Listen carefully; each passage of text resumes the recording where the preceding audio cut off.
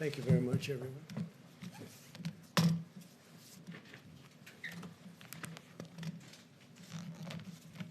So a lot of work has been going on with respect to the vaccines. Very successful work, I might add.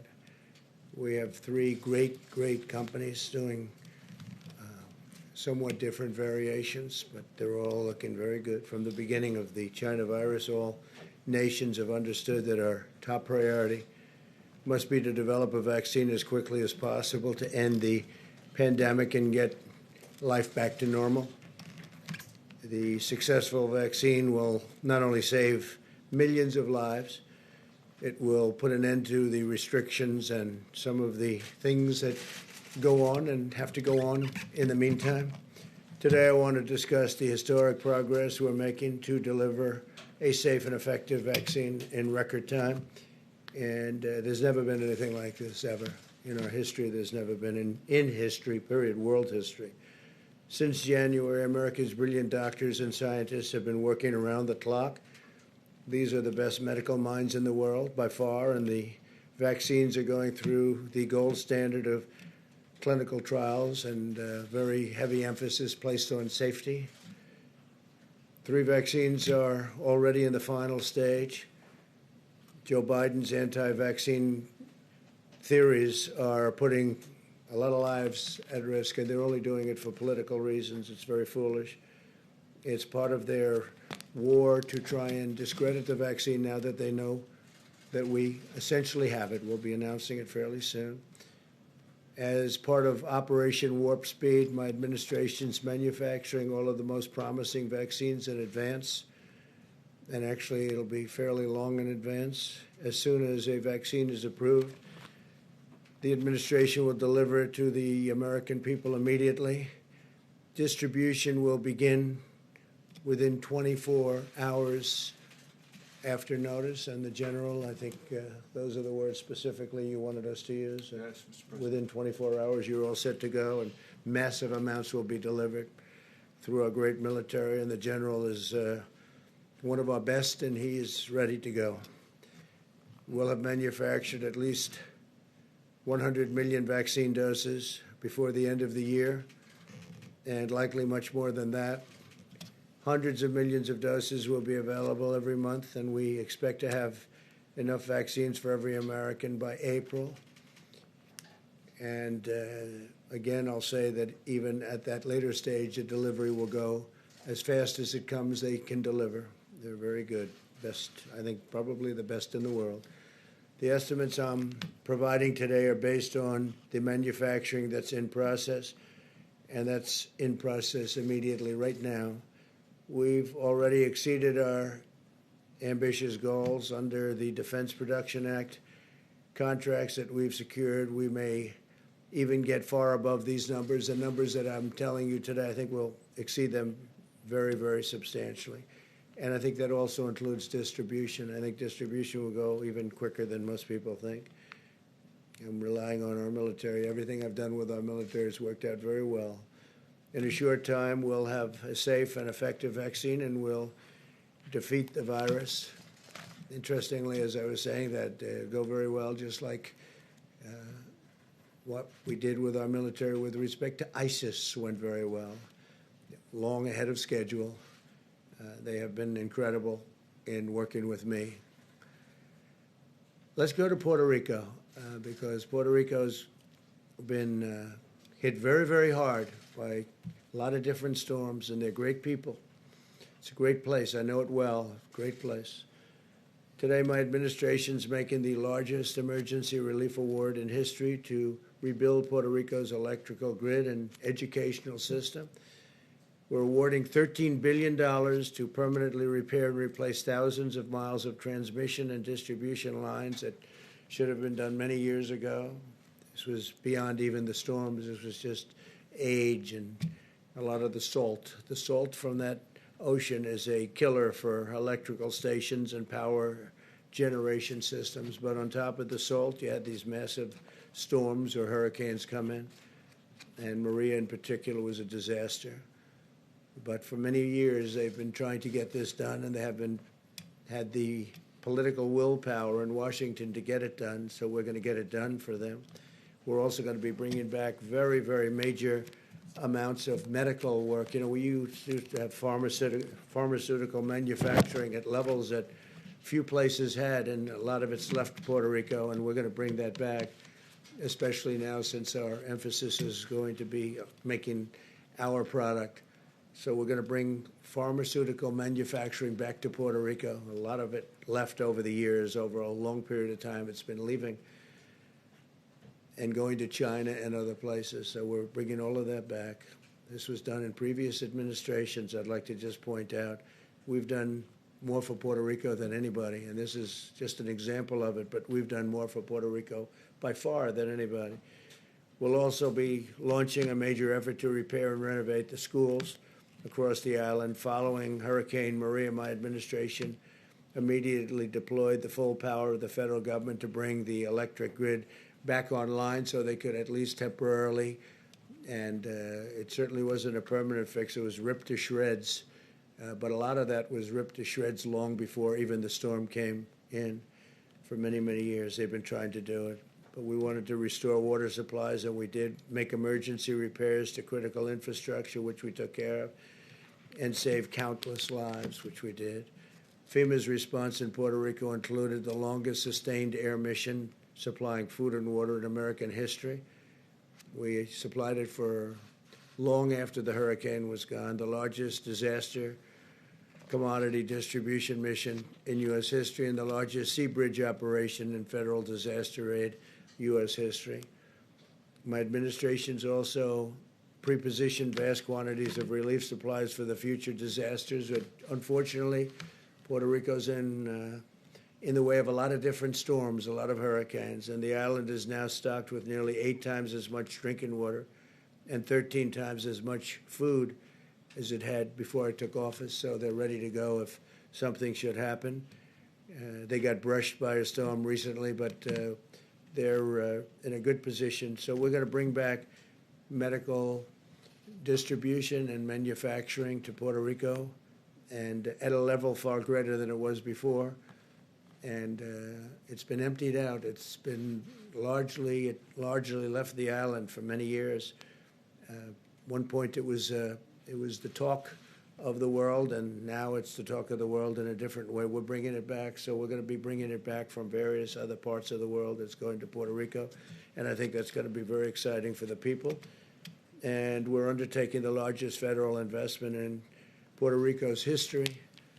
So you have a lot of, I have a lot of friends in Puerto Rico, and I told them about it, asked them about it. Conceptually, what do you think? And they're very excited. I just want to say, by contrast, Biden's devastated the island of Puerto Rico. Joe Biden, what he's done to Puerto Rico, meaning the past administration, is devastating. In 1996, Biden voted to eliminate a critical tax provision that had allowed Puerto Rico to become a dominant player in global pharmaceutical manufacturing. That's what happened. When Biden voted to repeal this provision, the pharmaceutical industry was ripped out of Puerto Rico. All incentive to stay there was taken away. And all of the jobs went to China and other places, but mostly to China. That's what happened. This was done with a vote of Biden. This was even before the Obama administration. This was early on, but so sad that was done. And then Obama came in, and it got worse. So for the people of Puerto Rico, they were a disaster for you.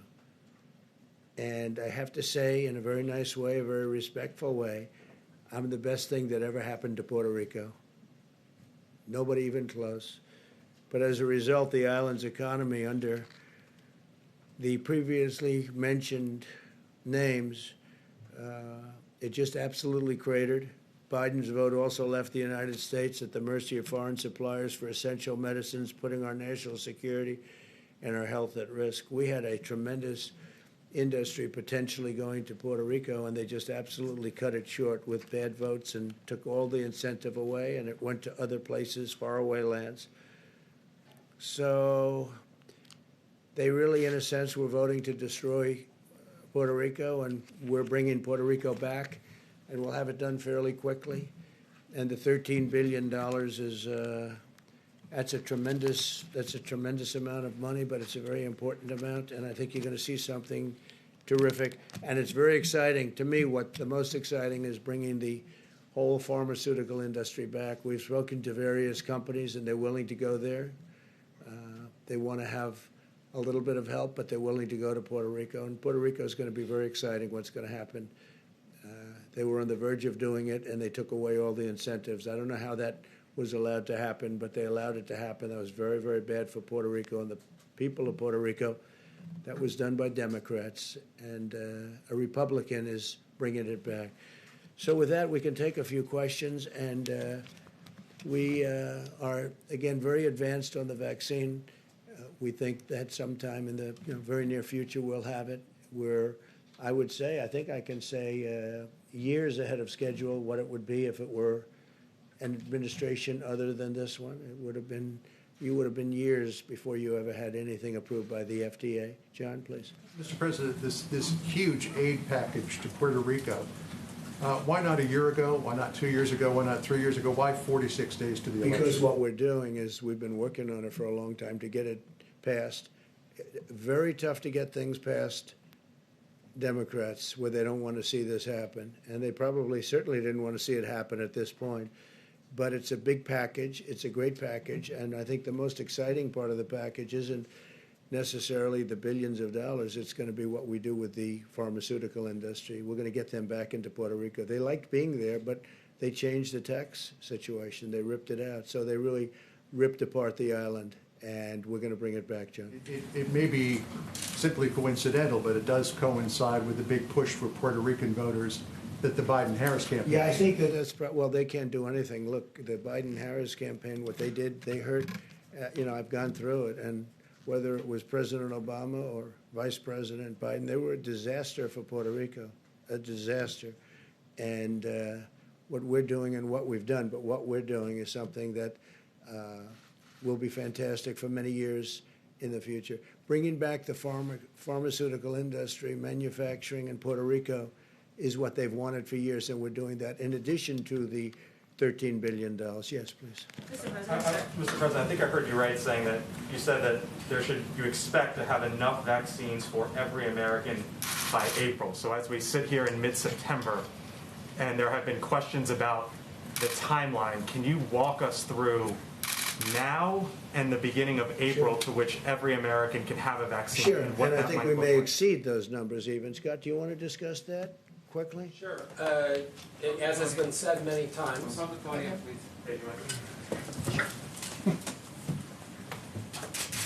Okay. We have all the people that are involved in the actual vaccine distribution here, but we were just going through this. As of the end of the year, we will have over 100 million doses manufactured. The people who are in the prioritized list of including high risk, including first responders, will have the ability to take the vaccine. No one's being mandated to be vaccinated at the latest in January. And as we said yesterday, or I think yesterday, there will be hundreds of millions of doses delivered for people to take it during the first quarter. And so that by April, every single American who wants to be vaccinated will have the ability to be vaccinated. It's not a forced vaccination, of course. Dr. Fauci said today, basically echoed Dr. Redfield's comments that Q2, Q3, some point the summer of next year, the entire country potentially, or at least as many Americans that need to be vaccinated, will be vaccinated. Is that the timeline? We think we will. Next summer? Yeah, that's on the outer edge. We think we can beat that number very substantially. And on TikTok, sir, if you don't mind, the Commerce Department essentially gave you a runway today to strike a deal after the election. Do you expect a TikTok deal before the election or after the election? I think it could go quickly. We have great companies talking to us about it. You know about Oracle. You know Microsoft has been involved, and let's see whether or not they're continuing to be involved. Walmart is truly a great company. They're very much involved. They want to do something. So we have some great options, and maybe we can keep a lot of people happy, but have the security that we need. We have to have the total security from China. We're not going to do anything to jeopardize security. At the same time, it's an amazing company and very, very popular. So if we can do a combination of both, I'd be very happy doing that. Could go very quickly, though. Could go very, very fast. Yeah, please. Mr. President, Go ahead, please. The Kuwaiti. when you OAN. Thank you, Mr. President. On Kuwait. So the Kuwaiti ambassador to Austria this week told the IAEA that the Kuwaiti government is very concerned over Iran's constant breaching of the JCPOA. In your discussions with the Kuwaitis today, have you discussed where they stand this week as we go into the UN, as the United States tries to extend sanctions on Iran? Well, they just left my office, as you know, the Oval Office, and we had a very good meeting with the Emir, and I think we understand each other very well. They're very excited about a lot of things that are happening in the Middle East. They are so excited that we signed the first 2 countries, and I think they'll end up fairly quickly being a part of it. I would say 7 or 8 countries that want to be a part of it without even working very easily, very quickly. Nobody thought this would happen, and not only is it happening, it's happening rather easily. We discussed that very briefly because that's an easy one. Believe it or not, that whole thing is now a beautiful puzzle that's coming together very nicely. But we are talking to them and others about various aspects of the Middle East. The Middle East is straightening out with all that's happening. You know, we've brought a lot of our troops back. A lot of them are coming back in the very near future. We're out of Syria, other than we kept the oil. I kept the oil. And we have troops guarding the oil. Other than that, we're out of Syria. We took them off the border between Syria and Turkey. We had a lot of troops on the border. Ultimately, we got it down to 50, and I thought they were in great danger when you have 2 armies sitting there looking to fight, and you have 50 people in the middle. I don't care who you are, even if you're the U.S., those 50 people are in great danger. We took them out.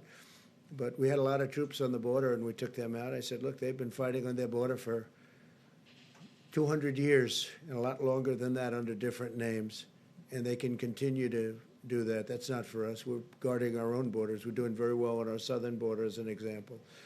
So we're out of Syria, except we kept the oil, and we'll make a determination. We'll probably be dealing with the Kurds on the oil and see what it all ends up, but we'll be out. And very importantly, we're down to very few soldiers in Iraq, and we'll be down very shortly over the next couple of weeks to 4,000, less than 4,000 in Afghanistan. And then we'll make that final determination a little bit later on. We're dealing very well with the Taliban. They're very tough. They're very smart. They're very sharp. But, you know, it's been 19 years, and even they are tired of fighting, in all fairness.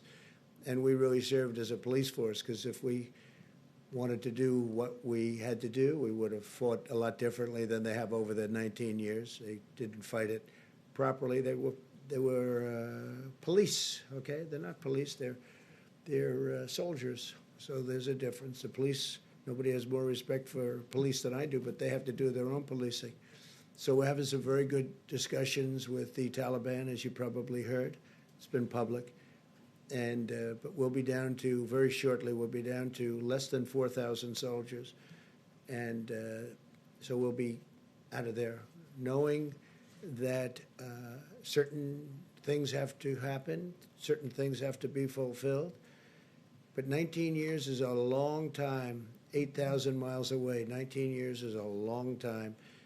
And the Middle East, the whole Middle East equation, if you look at what's happened, if you've looked at the stupidity of decisions that were made, including the deal that was made. I mean, take a look at what happened with Iran. Had that deal stayed, had I not broken that deal, you could have never done the deal that I'm doing now, where all the countries are pouring in. And I had 2 calls this morning with countries that want to know, when can we go into the deal? They want to go. It's not that we're giving anything. They want security. They want peace. And they're really tired of fighting. It's incredible. They're tired of fighting. They've been fighting for so many years. They're tired of fighting. Thank you very much. Mr. President. Mr. President, a question on the vaccine, but first on Puerto Rico. I heard you many times over the past couple of years saying that Puerto Rico got too much money. I mean, just last year you said Puerto Rico is one of the most corrupt places on earth. Well, Talked that's about true. how Congress That's had true. sent They have money. been. John, But You said never again. You said Congress gave too much money to Puerto Rico. Why now are Because you? we're building it up as a great medical, pharmaceutical manufacturing area where, we're going to be taking back a lot of the business that we let go for years. And we're going to bring it back. They were very good at it. They did a fantastic job, but they destroyed it with their tax policy. They made it impossible for people to stay, so people went to China mostly and to other countries. Puerto Rico has been very corrupt in terms of its politicians. You see that. They're one after another. It's been unbelievably corrupt. And we're studying that and working on that. And we think we have a good group of people. We're working very well with the politicians right now. But I think more exciting than the dollars, and you have to do something with respect to their grid. Their grid is a disaster. Their generators are wiped out. And they've been wiped out for years, long before Maria came. They've been wiped out for years. So if we can build Puerto Rico back into a pharmaceutical manufacturing area, we're going to designate it as such. I think it'll be unbelievable for Puerto Rico, unbelievable for the people of Puerto Rico, and we can make it very successful. And a larger question on the vaccine and on other issues regarding the experts in your government. Last night, you criticized what Christopher Wray told Congress, your FBI director. You obviously said that the CDC director was flat wrong on a couple of things this week. How is it that you don't trust your own experts? Do you think you know better than they do? No, I think I have. Yeah, in many cases I do.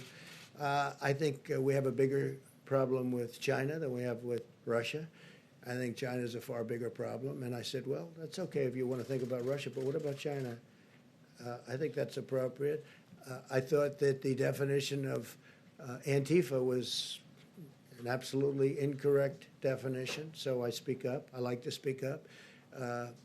I have fantastic people. That's why we're able to make these great trade deals. That's why we're able to do things like we're doing today. That's why the country has done so well. The country's done numbers like nobody. Had we not had the China plague come in, if that virus didn't come in, the plague, I call it, the plague from China didn't come in, the numbers we had were not only record-setting, they were beyond anything anyone's ever seen in any country, frankly. Now, we closed it up, and now we're opening it up. And by the way, the Democrats ought to open up their states, and they ought to open them up fast, John. The faster, the better, because they're hurting their people. A lot of damage done with these extended shutdowns. But we saved millions of lives by doing it the way we did it. And now we're opening it up, and you see the kind of numbers, the manufacturing numbers, see the retail numbers. You look at the employment numbers. They're setting records. It's an incredible thing that's happening. Had the plague not come in, we would have been right now at a level that nobody's ever seen before. Nobody's ever seen. But even before, it was at the highest stock market, best unemployment numbers and employment numbers. We're up to 160 million people, just short of 160 million people employed. We were never close to a number like that. And now we're doing it again. And next year, we will have a great economic year. I think one of our best. Yeah. What Ray said about white supremacists, did you? The Postal Service had planned on sending 650 million face masks to Americans back in April. That never happened. Why not? And was it because I don't know. I don't run it, to be honest. That's run, as you know, that's run by a commission, and they run it. I think, frankly, if they would raise the price of packaging, you'd end up making a lot of money or breaking even or doing something. The post office has been a mess for many, many generations, but for certainly decades, and it loses a lot of money. It's always lost a lot of money. And one of the reasons it loses a lot of money now is that it's delivering all these packages, and every time they deliver a package, they lose $3 a package or whatever the number may be. So I would suggest that they raise the price of packages, and you might get something where it loses very little or maybe broke even or maybe even made some money. Can you imagine a thing like that? And whether it's Amazon or any of the other internet delivery services, if you did that, you'd have a whole different post office. So hopefully they'll be doing that.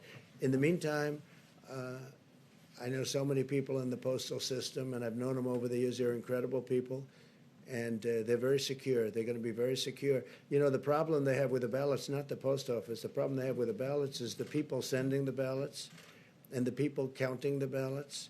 And who are they sending them to? Where are they being sent? Are they being sent to the wrong areas? Are they not being sent at all? There'll be tremendous corruption if they don't do something about it. Now, one big hope is that we're in front of numerous federal judges in Nevada. We're in front in Pennsylvania, as you know. We're in front in Michigan. We have numerous court cases out there that are very well advanced, and you'll start seeing decisions, just like we won the case on opening up Pennsylvania. That was a great decision by a judge that came down 2 days ago, and that was a very important decision. So, but we have a lot of very important decisions coming down on this, on the scam of unsolicited ballots, where they're sending out tens of millions of ballots to everybody, people that didn't expect them. People are getting inundated with ballots. They'll be showered with ballots. Everybody in this room knows it's a scam. Okay? Everybody in this room, even John. Don't say it, John, because it's a scam. Sending ballots at a level they are never going to be able to count them. Let me ask you. Your officials vote by mail, sir? People in the White House vote by mail. Are they part of the scam? That's different. That's called solicited. When you solicit, when you go out, it's called absentee or solicit. When you go out and you request a ballot, you want to say, I want to vote because I can't be in Florida or I can't be someplace. You request. So you're sending something in. It's handled professionally. They send it back. It's a whole thing. That's much different than unsolicited. When you get millions of ballots, I heard numbers like 80 million ballots. Now, just this week, they had another one of the disasters that took place, an election.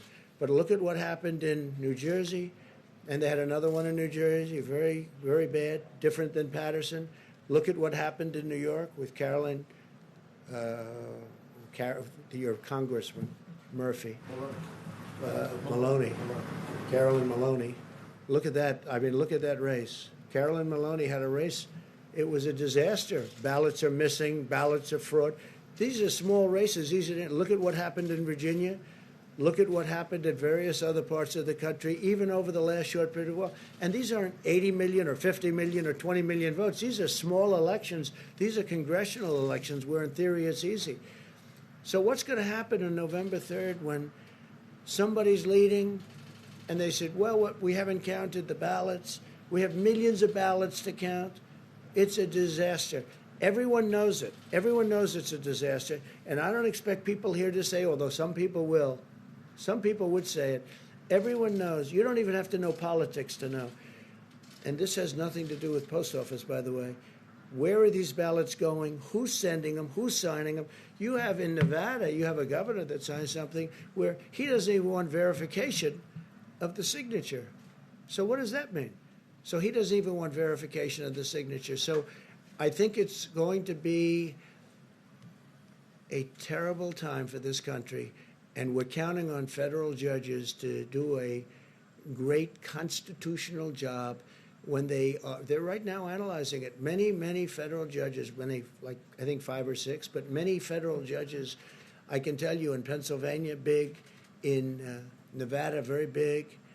I believe it's in front of a judge in Michigan. We have a lot of judges have not yet ruled on this, but if it's ruled in a different manner, or it's ruled where these millions and millions of unsolicited people that aren't even asking, there's such a difference. You write in, you ask, they send it to you, you sign it, you send it back, that's perfect. That's absentee. There's nothing like going to the voter booth, by the way, nothing, where they check you as you go in. There's nothing like that. But that's absentee, that's okay. But the scam of sending millions and millions of ballots, and you know who knows this better than I do? The Democrats. They know it's going to be a mess. They know they're going to be millions of missing ballots or tremendous numbers of missing ballots. You could be talking about large percentages of these ballots are going to be missing. There's going to be fraud. It's a disaster. And everybody, and it'll be a lot easier for me not to bring it up, but everybody knows I'm right.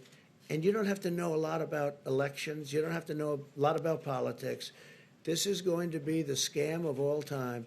And hopefully the federal judges, all respected, all highly respected, hopefully they'll be able to see this clearly and stop it. Okay, thank you very much, everybody. So I want to congratulate Puerto Rico, and I think you're going to have a great period of time. I think you're going to see a rebuilding of Puerto Rico. Thank you very much. Is it still a scam if you win, sir? Investigation. How do you get the vaccine to marginalized communities?